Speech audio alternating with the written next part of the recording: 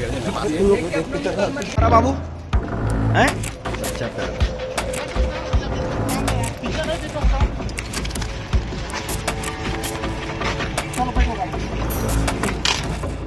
हत्या की वारदात को 24 घंटे के अंदर पुलिस के द्वारा उसका पर्दाफाश किया जा करके और उसमें जो संलिप्त आरोपी था उसको गिरफ्तार करने में पुलिस को सफलता मिली है। रामनगर में हुए दिन दहाड़े हत्याकांड का आरोपी पिंटू साहू पकड़ा गया है। बताया ये जा रहा है कि पिछले 1 साल से ये दोनों रिलेशन में थे। किसी बात को लेकर विवाद हुआ और विवाद के बाद खुशी साहू ने पिंटू को ब्लॉक कर दिया और जिससे परेशान होकर उसने खुशी का मर्डर कर दिया और मर्डर के लिए बकायदा एक पूरी प्लानिंग तैयार की थी। दरअसल पिंटू साहू जो कि रायपुर का रहने वाला है, मुस्कान साहू जो यहाँ पर भिलाई में नर्सिंग की पढ़ाई करने के लिए पहुंची हुई थी, किराए के कमरे में रहती थी और उसके साथ कुछ दिन पहले उसकी रूममेट भी वहां पर रहने के लिए आई थी।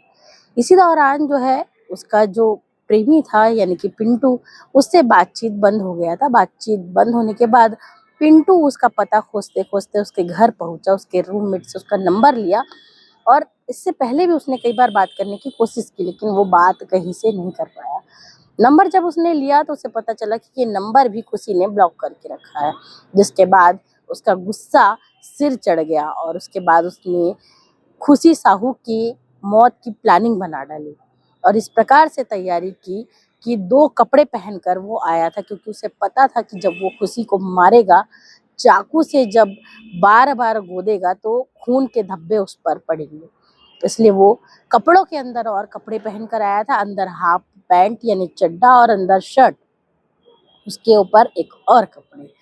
तो 2 कपड़े पहनकर आया था और घटना को उसने अंजाम दिया तब जब उसकी रूममेट नहाने गई थी खुशी की, ये घर पर घुसा और खुशी से मारपीट की, चाकू से वार किया, 11 बार वार किए, उसका गला दबाया और ताबड़तोड़ वार किए। वार के बाद खुशी की हालत गंभीर हो गई और ये आरोपी वहां से भाग निकला। घटना करने के बाद वो कुछ इतने स्पीड से वहां से निकला कि महज 10 से 15 मिनटों में ही वो कुम्हारी पार कर गया था और जाते जाते उसने खारून नदी में अपने ऊपर के जो कपड़े हैं वो निकाल कर बहते पानी में फेंक दिए कि पुलिस के हाथ ना आए। लेकिन जो कपड़े उसने अंदर पहने थे आरोपी ने, उस कपड़ों पर भी खून के धब्बे मिले हैं। इसलिए कहते हैं कि आरोपी कितना भी शातिर क्यों ना हो, निशान छोड़ जाता है, सबूत छोड़ जाता है। इस केस में भी पुलिस को लगातार सुराग मिला।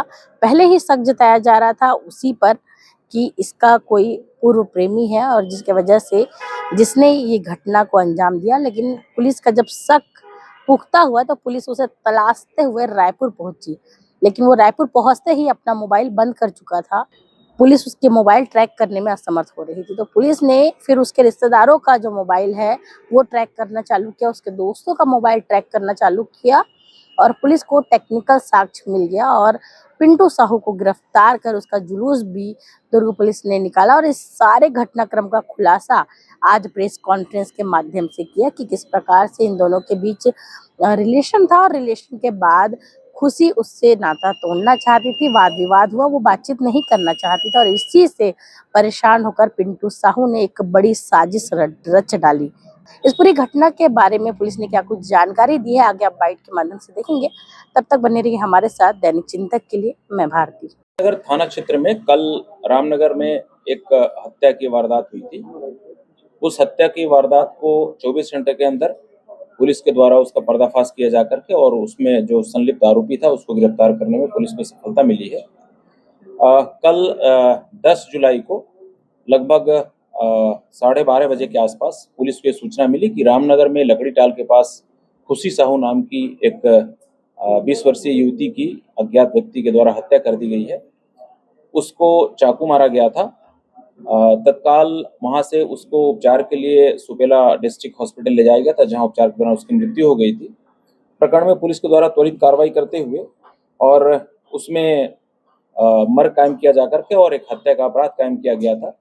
जो मृतिका है जिसका नाम खुशी साहू है, उसके पिता चुमनलाल साहू की तरफ से एक हत्या का अपराध कायम किया गया था और पूछताछ पर यह जानकारी प्राप्त हुई थी कि जो खुशी साहू है वो उसको रायपुर का एक लड़का जिसका नाम पिंटू है, पिंटू लकेश्वर साहू, उसको फोन लगातार किया जाता था। संभवतः उससे उसकी पुरानी दोस्ती थी, परंतु कुछ बातों को लेकर के पिछले कुछ सप्ताह से दोनों के बीच में विवाद था और लड़की ने, जो मृतिका है, उसने जो आरोपी है लकेश्वर उर्फ पिंटू साहू, उसके मोबाइल को ब्लॉक कर दिया था। एक दिन पहले लकेश्वर उर्फ पिंटू साहू जो आरोपी है वो उसके घर में आकर के घर को देखा था। उसकी जो एक फ्रेंड है वहाँ पे श्रुति साहू, उससे उसकी मुलाकात भी हुई थी। वो गया था, दूसरे दिन वो लगभग 12 बजे के आसपास आया है और सीधे कमरे में घुस करके ताबड़तोड़ संघातिक चोट पहुंचाई उसने चाकू से और गला दबा दिया था, जिससे उसकी मृत्यु हो गई लड़की की। प्रकरण में पुलिस के द्वारा त्वरित कार्रवाई करते हुए और जो भी तकनीकी साक्ष्य थे उसके आधार पर आरोपी को बलौदाबाजार से पुलिस हिरासत में लिया जाकर के उससे पूछताछ किया गया। उसने ये बताया कि वो उससे एक तरफा प्रेम करता था, जिसके चलते उसने इस हत्या के वारदात को अंजाम दिया है। प्रकरण में आरोपी के कब्जे से घटना में प्रयुक्त एक चाकू बरामद किया गया है। आरोपी सुनियोजित तरीके से इस घटना को अंजाम दिया है, जिसके संबंध में उसने बताया कि जब वो चाकू मारेगा तो उसके शरीर पे खून की छींटे पड़ेंगे।